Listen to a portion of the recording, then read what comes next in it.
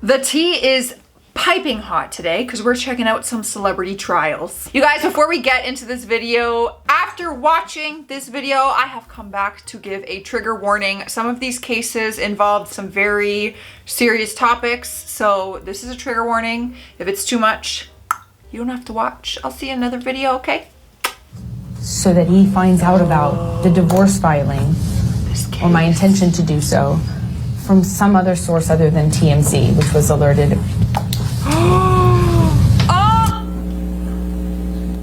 You slipped up there, didn't you, Miss Heard?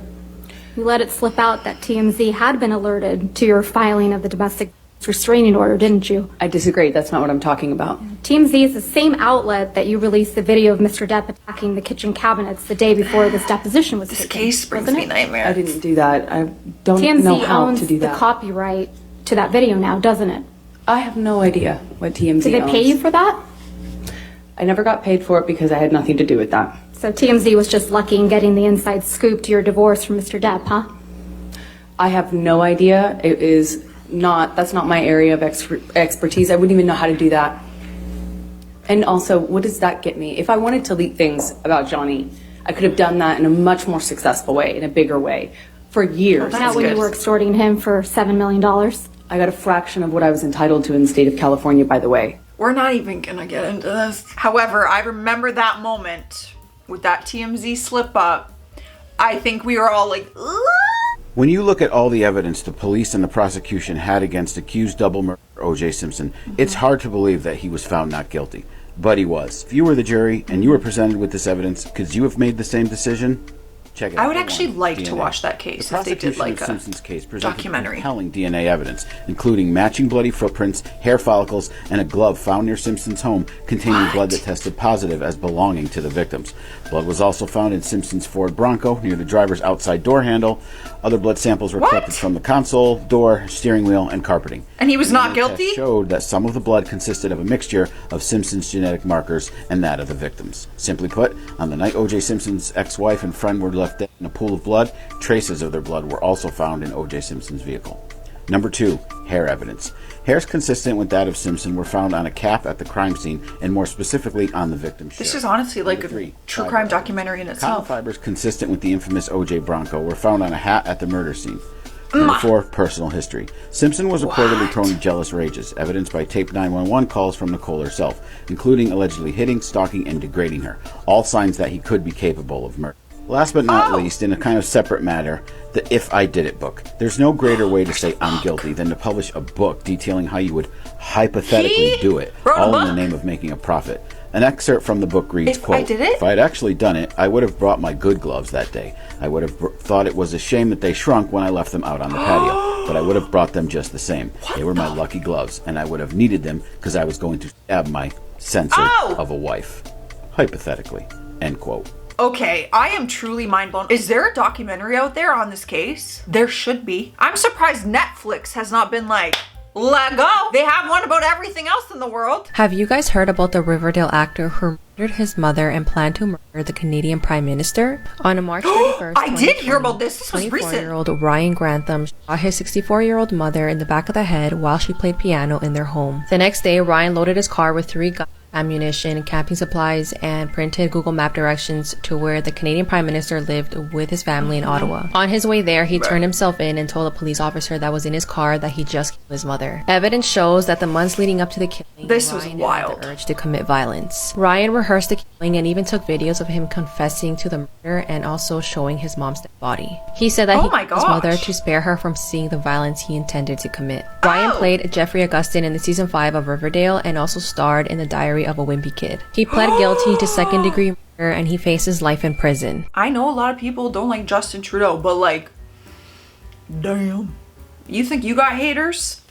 Okay, what's trending, fam? Let's talk about Real Housewives of Salt Lake City star Jen Shah. Because I don't we now watch have Housewives. a major update in her fraud case. Now, just a little reminder for you guys. Back in July, Jen Shah decided to take a deal, and she went ahead and pled guilty to wire fraud. prison? At the time of taking the deal, Jen Shah knew that she could face up to 14 years in prison, and she could also be on the hook for $9 million in restitution to her fraud victims. However, now we know just how much prison time the feds want Jen Shah to serve, and according to TMZ, they at least want her to serve 10 years in prison. The reason for this high that's a sentence is decade. because the feds say that that Jen Shah is the person who's most culpable in this case. They also claim that she's been living a life of luxury pre and post arrest. And they also claim that Jen Shah has tried to profit from this case because there was also a time when Jen Shah was selling merchandise that said "Justice for Jen." Of course, it's worth mentioning this prison sentence isn't final. We obviously don't know for sure how much prison time Jen Shah will be ordered to serve until her sentencing, but this update just tells us that it's looking like it's going to be more than she probably originally hoped. Yeah, that's like taking catfishing to a whole other level when you're committing fraud. Here was some breaking news. We have a verdict from the jury on the Megan Thee Stallion and Tory Lanez case. Tory was found guilty on all 3 counts from the shooting in 2020, and he faces up to 23 years in prison. Oh my God! I did not know this. Tory Lanez, long story short, shot Megan Thee Stallion in the foot, and I never knew what the verdict was. Guilty! 23 years, eh? Holy smokes. We have some breaking news in the court case of Blac Chyna versus the Kardashian-Jenner family. Today, a judge found Kim Kardashian not guilty of defaming Blac Chyna, whose real name is Angela White. In court documents obtained by Page Her real name's Angela White? A statement made by Kim Kardashian was alleged to be defamatory. Although Kim has been found not guilty in the defamation case, she might still be on the hook for alleged intentional interference in a contract. Well, update! The Kardashians were found not guilty. Every Kardashian. Not guilty. Let's talk about the Snoop Dogg trial. In 1993, the hell did you do? Dogg and his bodyguard McKinley Lee were accused of first-degree murder of a rival gang member. There was a confrontation and Snoop's bodyguard thought that someone was pulling for a gun and he reached for his gun and shot first. Both of them were found not guilty on murder, assault and accessory charges. The trial happened at a time where Snoop was releasing an album and one track on the album was called Was the Case, which created a lot of controversy. Snoop? Yo, here I was thinking, right when I saw Snoop, I'm like, oh, I thought he was being like arrested for, you know, smoking marijuana when it wasn't legal. I definitely thought it was something like that. Okay. Do you guys remember Danny Masterson, also known as Stephen Hyde from That 70s Show? Well, he's been accused of R-wording 3 different women between 2001 and 2003. The 3 women have stated very similar stories that Danny had given them a cocktail with drugs inside, which made them feel disoriented, and then he took advantage of them.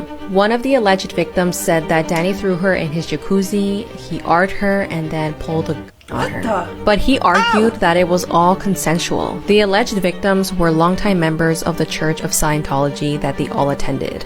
And they said that they didn't come forward sooner because nothing good comes from Scientology, forbidding anyone to turn in another Scientologist to the police. Danny pleaded not guilty, and his trial is set to start on October 11th. If convicted, he does face 45 years in prison. Oh! His 2022 court case ended in a mistrial in December, and that is the... So he's still facing, that's the biggest update. Okay. I was curious about this one. I remember hearing about it. That's really sad. I really liked his character. Breaking news, rappers Drake and Travis Scott have officially been sued for over $1 million by someone who claims they were severely injured by them inciting the crowd. Over the weekend, at least 8 have passed away and many have been severely injured due to the incidents that occurred at Astroworld. Since then, among many others, Travis Scott has made his comments on the events, but the music festival on Friday literally proved deadly. According to this complaint, special guest Drake came alongside Travis Scott to, quote, incite the crowd. As you read further into the documents, it says how Travis and Drake continued to perform even though the crowd was literally getting out of control. 23-year-old Christian Paredes was the one to file the complaint and is seeking a trial by jury. Along with the rappers, Live Nation Entertainment Inc. is also being accused of negligence, along with Harris County Sports and Convention Corporation. Allegedly, many people begged security guards for help that were hired by Live Nation Entertainment, but they were ultimately ignored. What a tragic event. If you haven't heard about this whole thing that happened, I think it was, what, couple years ago now? The footage was unreal. I'll never understand how it got to that point. What? The Kevin Spacey trial is over after just a 90-minute jury deliberation. Bro, this was really huge. Fast. For background, this was a trial that was brought against Kevin Spacey by fellow actor Anthony Rapp.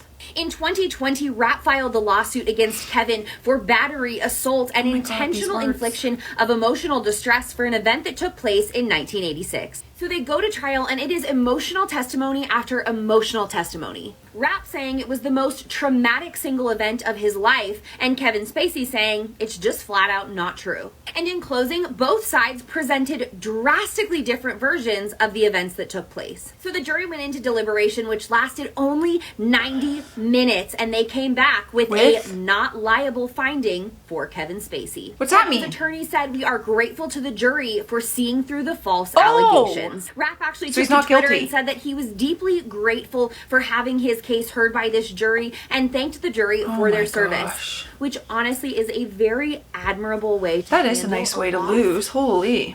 Some other people could probably take that as advice. A very interesting verdict nonetheless, and if there's anything new to come, I'll keep you posted. Stay tuned. I think there was new to come after that.